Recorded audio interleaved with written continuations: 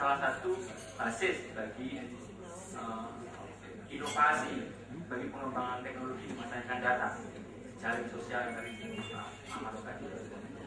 Jadi saya mendapatkan beberapa hal yang menarik Pak Yuhal dari ini. Saya sebagai seorang yang selama ini mengikuti ilmu ekonomi, saya rasa itu jauh di luar ekspektasi saya. Buku ini berbicara daya saing dari berbagai macam sisi, sehingga ketika misalnya saya udah berangkat, saya kalau nanti terus dengan sudut pandang teknologi, saya punya kritik di sini. Dan begitu udah dimasuki modal sosial, ada kerjasama ekonomi, saya kesulitan juga untuk memasuki di mana kritik yang bisa saya berikan gitu ya, untuk buku ini. Dan saya rasa itu apresiasi saya yang besar terhadap buku ini. Nah, mengenai aspek-aspek yang berkaitan dengan inovasi dan pengembangan teknologi, saya rasa kita mulai dengan menyatakan bahwa seorang ekonom, ahli ekonomi, ketika ingin memformulasikan pembangunan ekonomi, pertumbuhan ekonomi, selalu dasarnya itu ada pada 3 hal yang mungkin juga sebagian disinggung oleh Pak Yuhal, bahwa yang paling pokok adalah bagaimana produktivitas ditingkatkan. Nanti kita lihat, kita ukur dari total faktor productivity. Kemudian yang kedua ada proses capital accumulation, ada akumulasi kapital yang semakin besar. Kalau domestik tidak bisa, ya dari asing, entah dalam portfolio investment maupun foreign direct investment.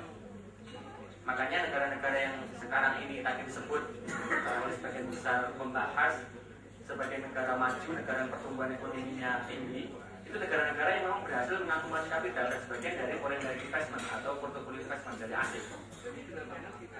Yang ketiga, sumber pertumbuhan ekonomi yang penting adalah dari labor force, gitu ya. Growth, pertumbuhan tenaga kerja. Dan kita dalam beberapa hal sudah mencapai itu. Tetapi selama 5-10 tahun terakhir ini kita melihat teori itu sudah, saya tidak mengatakan gugur, tapi sudah semakin kurang relevan untuk dipakai sebagai dasar pembangunan ekonomi atau sumber pertumbuhan ekonomi yang penting. Karena apa? Sumber pertumbuhan ekonomi yang penting sekarang sudah digantikan oleh 3 elemen kunci yang sebagian dibahas di sini. Yang pertama adalah entrepreneurship, kewirausahaan. Kemudian yang kedua adalah inovasi. Dan yang ketiga adalah technological development. 3 aspek itu, negara yang kira-kira pembangunannya akan bisa berjalan dengan lestari, berkembang secara berkelanjutan, gitu ya. Mau tidak mau harus ini. Nah, soal inovasi, saya sebagai seorang ekonom selama ini prihatin karena sebagian potensi ekonomi kita itu ada di agriculture sektor dan natural resources. Terima kasih Bapak Ibu sekalian. Ini tentu pengantar ya. Memang kalau diskusi ini nggak bisa cepat harusnya, tapi semua memang orang ada keterbatasan. Kita di sini yang hadir tentu adalah orang-orang yang sangat tinggi pengalaman hidupnya. Sebelah kiri sana misalkan masih muda, saudara Boris misalnya. Boris itu diundang khusus oleh Presiden Barack Obama ya, setahun lalu untuk diskusi soal UKM. Nah ini kita di sini banyak, ada saudari Yustiani, penasehat Presiden para Menteri Taksin misalnya, yang ada di sini mantan ya, saya, ya. Ada sejarawan ya di belakang Gigi Rizal yang kemarin pernah salah tangkap tuh polisi ya, sejarawan dan masih Pak Saseni misal Pak teman-teman dari kawan lama ini. Saya belum baca buku Bapak, jadi baru diundang pakai SMS, jadi mendadak ke sini. Cuman mungkin ada, saya yakin ada 2 hal yang belum dimasukkan Pak dalam inovasi. Yang pertama adalah inovasi yang menyangkut human, jadi karakter. perilaku, human talent. Jadi yang kaitannya cuma manusia. Jadi kalau kita ikuti perkembangan bagaimana tadinya human resources management, jadi manusia hanya dianggap sebagai sumber daya. Jadi sumber daya buruh dalam hal ini dianggap ongkos yang nilainya itu hanya sama dengan bahan baku ataupun biaya-biaya yang lain. Nah kemudian evolusinya ini kan sekarang sudah sampai ke human capital management, sampai ke human talent management. Nah itu yang, jadi kalau kita mau bicara ke situ, sebetulnya inti daripada inovasi itu adalah di faktor manusia ini. Nah jadi kalau kita kembali supaya membumi ke Indonesia, sebetulnya Pak Juhal harus masukkan satu bab khusus tentang Gayus Tambunan. Nah, dia adalah seorang inovator yang tahu persis yang namanya the playing field dan the killing field. Di dalam suatu sistem kenegaraan yang lika-liku dan juga permainan kekuasaan, permainan policy, permainan oknum, permainan itu adalah cermin. Kalau kita mau memotret Indonesia sebelum bicara yang tentang macam-macam ini, kita harus bicara dulu tentang itu. Sistem yang berdasar kepada, dan itu sudah menjadi sebuah budaya. Nah saya yakin pasti di Pak Juhal ini tidak ada bab tentang Gayus itu tadi. Tapi saya belum baca Pak. Kalau misalnya ada ya alhamdulillah. Alhamdulillah. Karena intinya begini Pak. Jadi ini adalah dasar daripada kita bicara inovasi itu sebetulnya nggak susah-susah amat. Yang kami kerjakan ya ketika membantu beberapa negara itu ada yang namanya 3-in-1 consultant. Semua itu intinya adalah di rekayasa keuangan. Jadi ketika kita bisa mengenerate uang, jadi memang kita harus lepas dari IMF, dari alirannya World Bank, di mana IMF World Bank ini masih menganggap negara berkembang itu adalah penerima hutang. Jadi dia itu rentenir internasional memberikan pinjaman. Kalau kita lepas dari situ, sebetulnya China, India itu menerapkan thinking Indonesia. Jadi saran buat Pak Juhal di komite inovasi kita, ikan kita itu dicolong, hitungan kami. Saya menghitung 40 triliun Pak setahun. Jadi karena tidak ada inovasi yang tricky. Kang Dasep itu saya anggap humble innovation, sehingga kita selalu dilibas ke Jepang, ke China. Harusnya ada tricky innovation yang kita terapkan di sini. Jadi bukunya Pak Juhal ini kurang satu bab. Jadi kompak dong orangnya. Gayus tadi sama ini kan. Satu lagi yang dilupakan sistem ekologi ekonomi itu yang dilupakan. Mungkin belum dimaksud Pak Ahmad Erani Justika tadi mengungkap social capital. Itu tergantung pada pemahaman kita untuk memahami dalam satu kesatuan. Ternyata sistem inovasi itu baru berjalan kalau rekayasa sosialnya juga berjalan. Di samping juga dengan ekologinya yang menjadi apa nih rekayasa sosial yang mau bicara? Coba tadi. Sejarawan nih mau bicara rekayasa sosial? Ya. Coba apa rekayasa sosialnya tadi? Dan nyambung nih kita. Yang menarik mendengarkan di sini dari ilmu sosial dan humaniora adalah mengingatkan saya sama satu buku yang ditulis sama historian, judulnya Engineer of Happiness, sosial.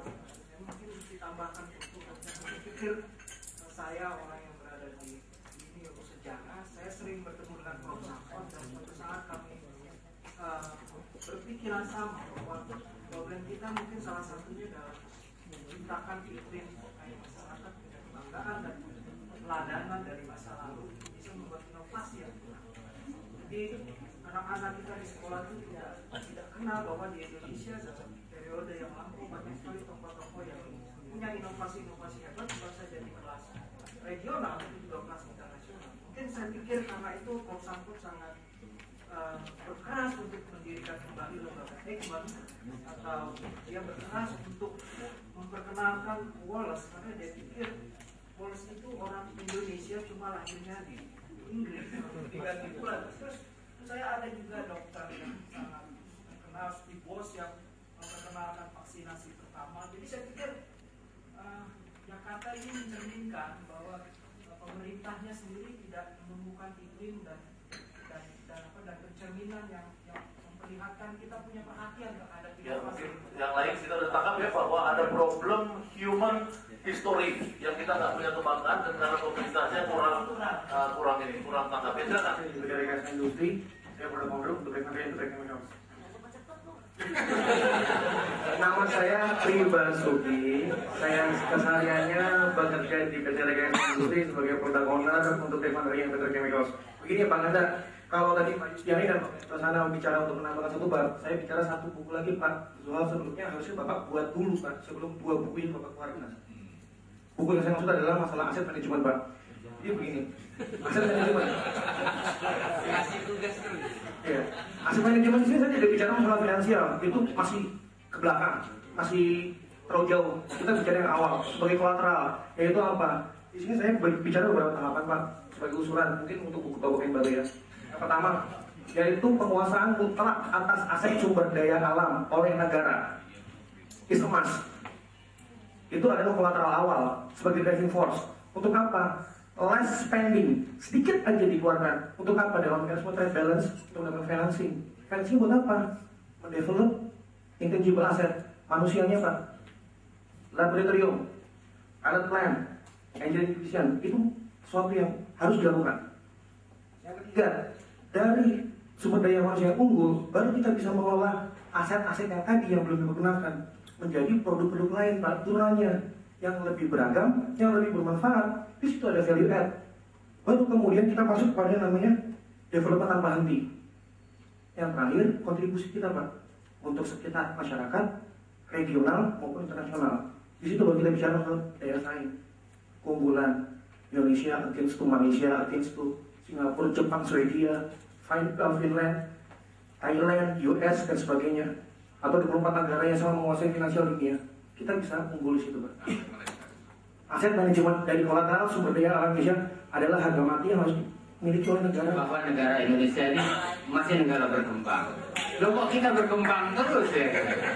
Enggak mati. Tapi ya dari pengamatan saya pribadi, ya kalau dari segi ilmu dan teknologi, menurut saya kita tidak kalah dibandingkan dengan negara-negara maju.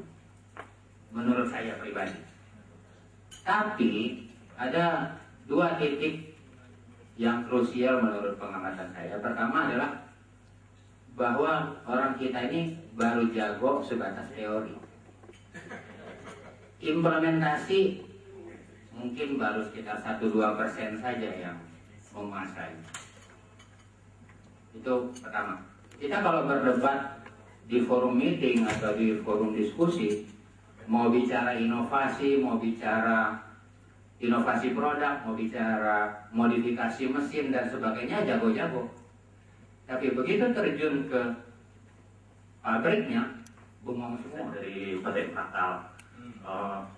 Jadi saya tertarik dengan tadi inovasi yang disampaikan oleh Pak Sumaryanto tadi tentang infrastruktur. Beberapa isu yang terakhir cukup jadi perdebatan hari-hari ini adalah MP3I. Sebenarnya saya ingin melihat bagaimana inovasi dari Pak Sumaryanto ini memberi sumbangan pada MP3I itu sendiri. Karena secara umum kalau kita lihat sebenarnya MP3I itu tidak ada hal yang baru sebenarnya. Seandainya misalnya pembangunan itu